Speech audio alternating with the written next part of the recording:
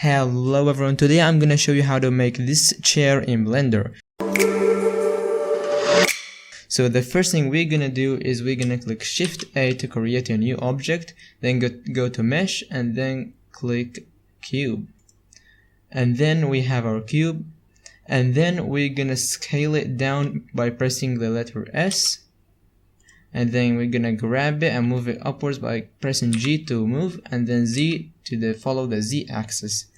Then we're gonna scale it in the Z axis to make it more slim, and then we're gonna scale and press Shift Z to scale in all axes except the Z axis. So now we have some kind of plate, and then what we're gonna need to do is we're gonna have to make the legs. So let's just make this a bit more thick. And then we're gonna duplicate this cube by clicking Shift D, and then we can now the shape is gonna follow our mouse, so we can right click to put it back to where it was, and then we're gonna click R to rotate the cube, and then press Y to rotate in the Y axis, and then type with our numbers 90 to rotate it 90 degrees. And now we're gonna scale it down to match our size that we want. So we're gonna do S and then Z to scale on the Z axis, and then S and X to scale on the X axis, then S and Y to make it look more like a chair leg. And then we can click on the letter Y to make our view in this position, and then we're gonna click G to grab this leg and put it where it belongs. And after making some small modifications, we have the first leg. You can also press X on that gizmo so you can move it on the other axis and put it on one of the corners. Then we can click Z to go to the upwards view, and then we're gonna click Shift D to duplicate it and put it on every corner that we want. Okay, now we have some legs. They're not perfect in the position that we need to be in, but it's okay for now. And then what we're gonna need to do is we're gonna need to make the backrest. So we're gonna click Shift D to duplicate this, right click, rotate, but a little bit, not that much. We don't want it to be straight, we want it a bit curved. So then press G, then move it to where it belongs. Now this more looks like a chair. It's a bit off, but that's okay. This is just for explanation purposes. We don't need to have a perfect chair from the start. So now that we have all of this, we can make an armrest. So what we can do is we can copy one of the legs, grab it in the X axis by pressing X, and then rotating it in the Y axis, and then typing 90, scale it in the Z by S, and then clicking Z, scale it down, and then click on the Y to go to the side view, grab it on the Z axis by pressing G and then Z, scale on the X axis by S and then X, then grab in the X axis just like that. Now we can copy this and put it on the other side. By doing Shift D, we can copy it and paste it where we want, or we can just put it where it was and then grab on the Y to make them both symmetrical. Now we have some cool looking armrests, and yeah, for now this looks cool, but we can make it even better by using materials. So first, before we do that, we're gonna go to render view, and then if you have a powerful PC, you can switch the rendering engine from the scene tab to cycles. You can also switch the device to GPU if your GPU is better. And what we can do is we can click add mesh plane, or do Shift A, mesh and plane, which should add some kind of ground to reflect the light. And now our chair looks bland, it's just one color. So we can select our ground first, click new, then make it look like grass by making it a bit green. And we can even level it more, but that's for another video.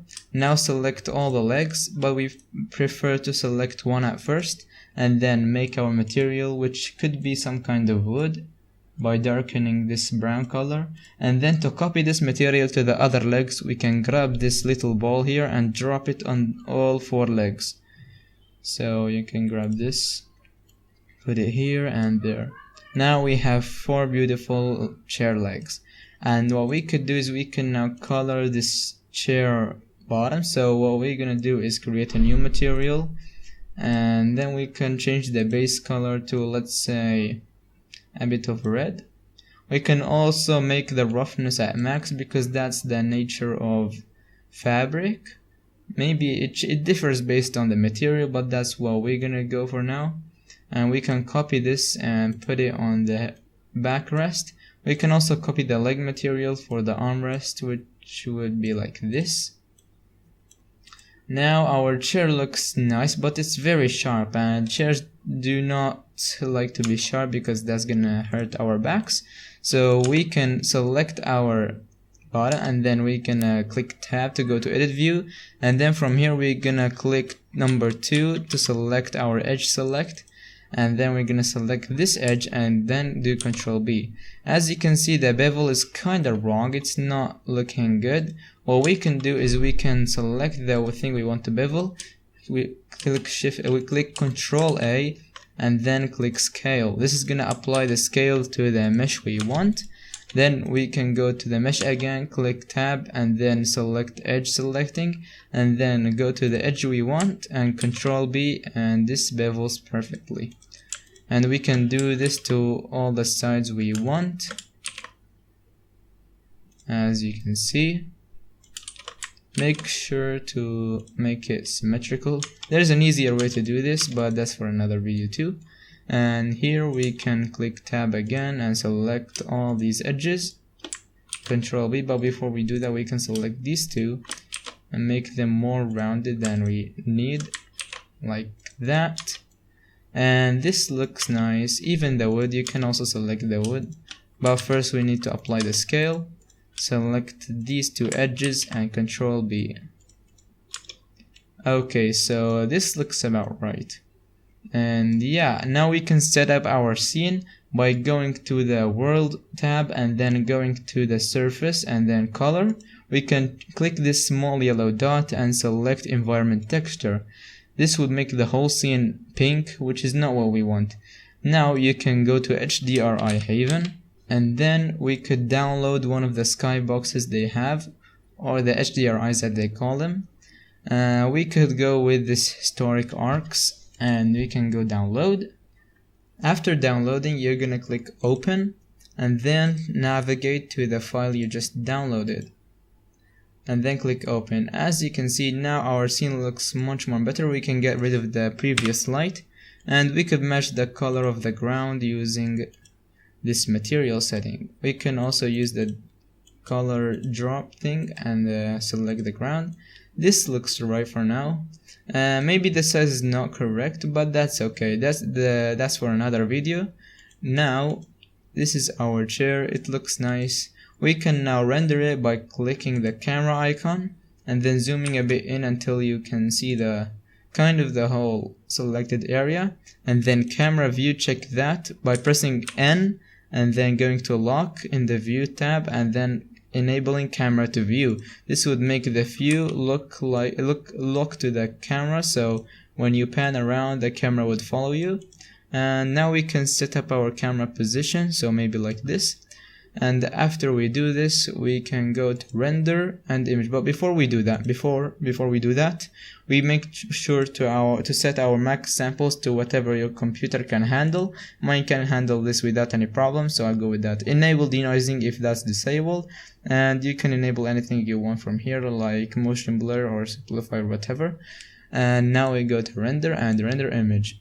And the rendering was done in 14 seconds. This was very fast because of my GPU, but it differs based on your system specs.